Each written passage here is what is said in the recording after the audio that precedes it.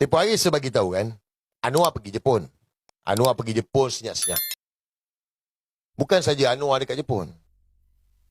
Rupanya berlaku langkah kimono. Langkah kimono di Jepun. Ada pemimpin parti ni, pemimpin parti politik, saya tak nak sebutlah parti mana, kan nanti kata sehentam parti itu pula.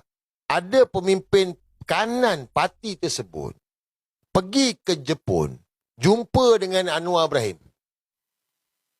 Yes. Cerita betul. Jumpa dengan Anwar Ibrahim yang mana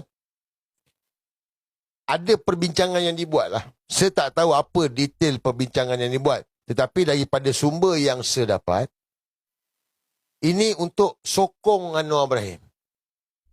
Untuk kekal sokong Anwar Ibrahim. Bermakna mereka ini, Anwar sendiri pun dah tahu dah, ada move, ada gerakan untuk muafakat nasional, UMNO dengan PAS. So ada pemimpin kanan parti ni, pergi Jepun jumpa Anwar Ibrahim untuk sokong kekalkan Anwar Ibrahim. Dan bukan itu saja. Pemimpin kanan ni juga cuba untuk bawa Anwar dengan Tun Mahathir sama pula. Supaya Tun Mahathir jangan kacau Anwar Ibrahim, sokong Anwar Ibrahim. Yes. Ada pula engkau, Tun Mahathir saman Anwar Ibrahim. Tun Mahathir saman Anwar Ibrahim. Dia fitnah Tun Mahathir bertahun-tahun.